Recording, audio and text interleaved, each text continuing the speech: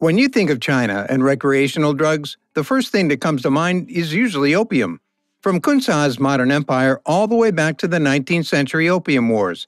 However, it might surprise you to learn that throughout ancient history, Chinese citizens were getting their kicks from a totally different sort of stash. To find out what these substances are, tune in as we take an adventure through time, discovering which drugs ruled centuries past for this far-flung culture. Powder of 5 stones. In the old world, drugs were mostly herbs and flowers like henbane, hemp, and opium. But chemical narcotics are not new either. The ancient Chinese loved synthetic narcotics. Chinese elites smoked wuxishan from the 3rd to the 5th centuries AD. Wuxishan, or Ophiva stone powder, was made from minerals: stalactites, fluorite, quartz, sulfur, and halloysite clay, or kaolin, were pulverized and mixed. Wuxishan increased body warmth and excitability immediately. Eating cold foods, taking cold baths, or doing rigorous physical activity like walking long distances to perspire helped reduce the effects. Users walked naked in the cold or ate snow because they were too hot. 5 stone powders caused an opening of the spirit and mind and hallucinations. Men found the mixture to be aphrodisiac. Back then, 5 stone powder was a popular group activity when users would laugh at one another's ridiculous behavior before falling asleep. Abuse of 5 stone powder caused long-term damage to the body. Long-term users spoke and thought incoherently. They were always distracted. They experienced swelling, painful body parts, and sometimes death. Wuxishan, thankfully, fell out of favor by the 5th century. The Immortality Mushrooms. China developed its own version of Valium more than 2,000 years ago. The lingxi, or reishi mushroom, was widely used, more as a medicinal plant than a recreational plant, and it was said to have the essence of immortality, power, divinity, and longevity. It became well-liked among kings and the clergy of Taoist temples as a result. The followers and worshippers in the Taoist temple were given a strong brew derived from the lingxi fungus to give them sight, so they could see and communicate with spirits. The Xian, immortal beings who could transport your spirit to the heavenly realm, were also thought to have magical powers by the ancient Chinese, who associated lingxi with them. Similitude, the mushroom which would give you such a bad trip that you would start to see all of your ancestors. Shenglu, also known as pokeweed, was the plant of choice for ancient Chinese sorcerers to communicate with the ghosts. Red pokeweed carries the potential of being exceedingly poisonous and causing constant bloody stools.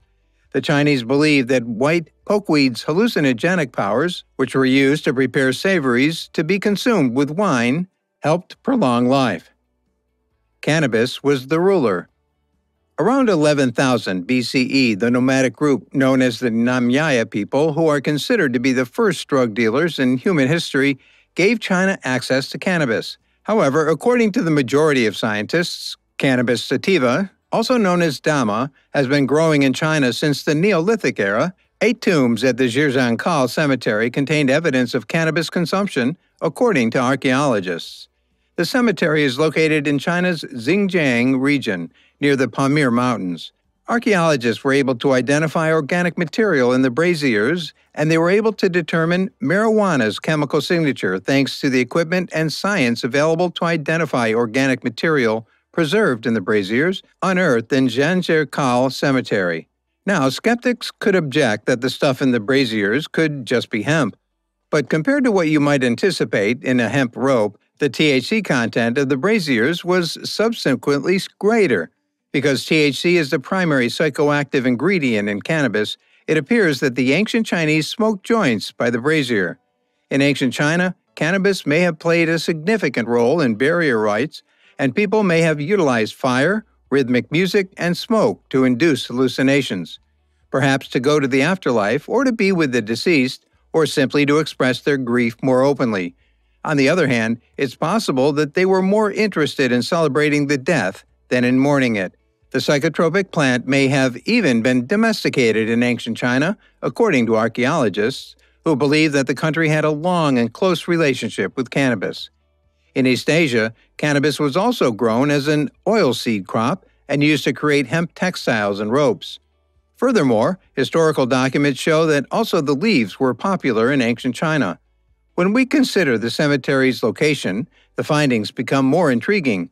The fact that the cemetery site is close to the Silk Road suggests that marijuana use may have spread along the old commerce route connecting China and the Middle East. The Chinese were employing the hemp plant for rope, clothes, bowstrings, paper, and, of course, medicine. So everything makes sense.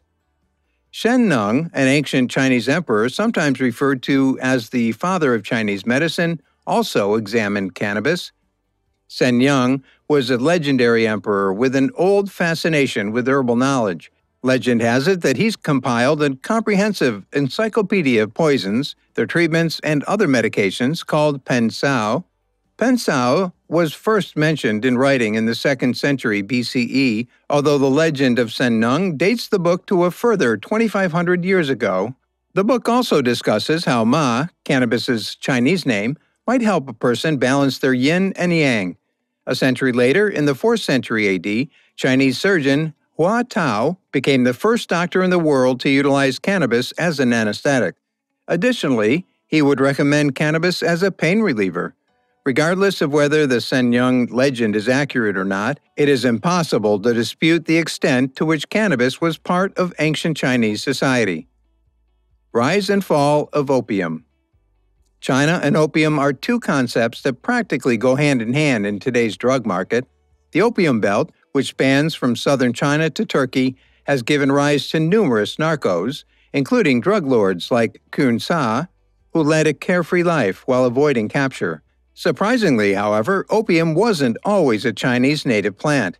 Even in China, no one prior to the 7th century had any idea what poppy was. The traders from Turkey and the Middle East deserve credit for introducing the milk of the poppies to the Chinese realm.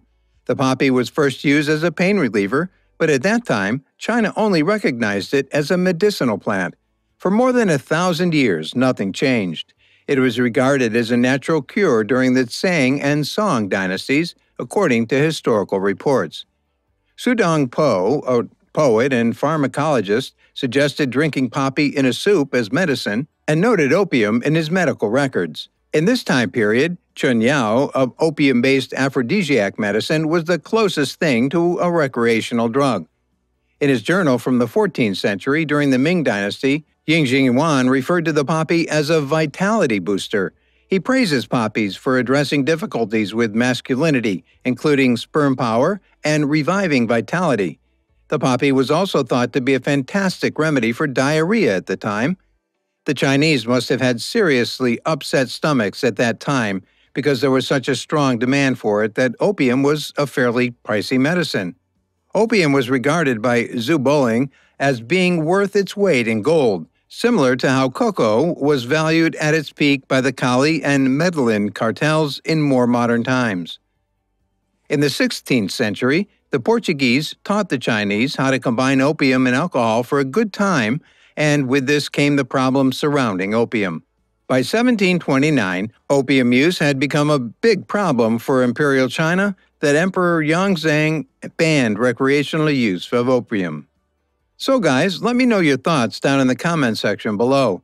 For more interesting content, give this video a thumbs up, and don't forget to subscribe to the channel for more awesome content. Have a nice day, and I'll see you in the next video.